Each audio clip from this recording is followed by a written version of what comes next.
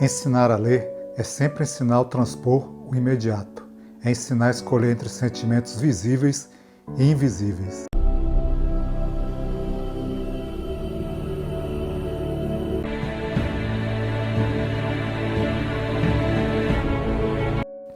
E aí pessoal, chegando aqui mais uma vez com o nosso canal Pensar com Liberdade, trazendo até vocês aí mais um bate-papo, um roteiro, aquela conversa, né? A gente preparou esse texto aqui, achamos interessante, vamos apresentá-lo.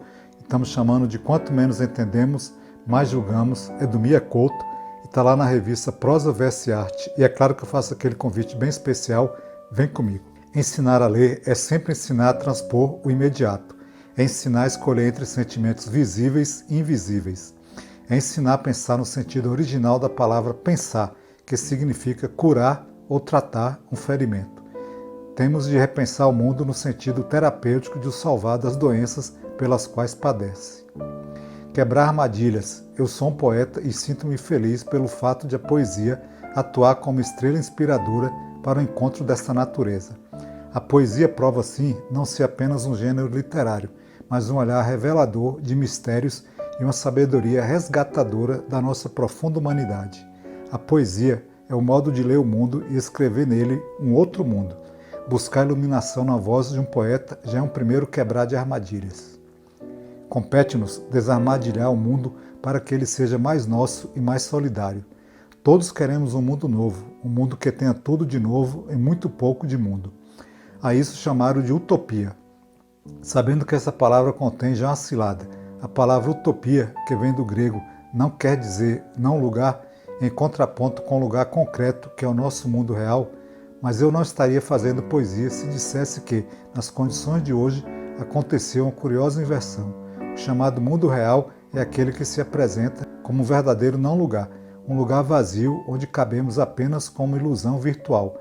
Não sei se podemos chamar de lugar ao território onde vivemos uma vida que nunca chega a ser nossa e que, cada vez mais, nos surge como uma vida pouco viva. A leitura é o propósito que aqui nos junta. Nós queremos todos que se promova a leitura e se valorize o livro. E eu queria falar exatamente da palavra ler. Muitas vezes pensamos a nossa língua como algo que sempre existiu e que sempre existiu tal como a conhecemos hoje. Mas as palavras nascem, mudam de rosto, envelhecem e morrem. É importante saber onde nasceu cada uma delas, conhecer-lhes os parentes e saber do namoro que a fez nascer. Entender a origem e a história das palavras faz-nos ser mais donos de um idioma que é nosso e que não apenas dá voz ao pensamento, como já é o próprio pensamento. Ao sermos donos das palavras, somos mais donos da nossa existência. A palavra ler vem do latim legere e queria dizer escolher. Era isso que faziam os antigos romanos quando, por exemplo, selecionavam entre os grãos de cereais. A raiz etimológica está bem patente no nosso termo eleger. Ora, o drama é que hoje estamos deixando de escolher. Estamos deixando de ler no sentido da raiz da palavra. Cada vez mais somos escolhidos, cada vez mais somos objetos de apelos que nos convertem em números, em estatística de mercado.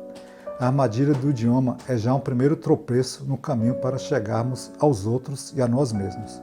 Pensamos na nossa língua, mas não pensamos essa mesma língua. Do mesmo modo, deixamos de ler a nossa própria língua. E porque deixamos de ler, somos surpreendidos por ausências e desfaçamentos. Conceitos e categorias que nos parecem inocentes e universais não se apresentam universalmente do mesmo modo. Eu vivo num país, Moçambique, que se costuma várias fronteiras interiores. São fronteiras de culturas, línguas, etnias, religiões. Esse convívio com a diversidade me obriga a revisitar palavras e conceitos que me parecem impensadamente globais. Eu vou aprendendo coisas curiosas. Por exemplo, vou sabendo de pais que são tios, de tias que são mães, de primos que são irmãos. Tudo isso porque as relações de parentesco não podem ser traduzidas com a facilidade de um assunto técnico. E vou sabendo de leões que, afinal, são pessoas, de crocodilos que são animais de alguém, de pessoas que, depois da morte, renascem perdizes em leopardos, em morros de Muxem. As armadilhas de dentro, a nossa tentação é quase sempre maniqueísta. A visão simples que separa os bons dos maus é sempre a mais imediata. Quanto menos entendemos, mais julgamos. A cilada maior é acreditarmos que as armadilhas estão sempre fora de nós, no mundo que temos por cruel e desumano. Ora, por muito que nos custe, nós somos também esse mundo. e as armadilhas que pensávamos exteriores residem profundamente dentro de nós. Quebrar as armadilhas do mundo é, antes de mais, quebrar o mundo da armadilha que se converteu o nosso próprio olhar. Precisamos de passar um programa antivírus pelo nosso hardware mental. Escolhi falar dessas ratoeiras interiores que nos convertem em nômades perambulando entre ecos e sombras. Mia Couto também é muito interessante, né?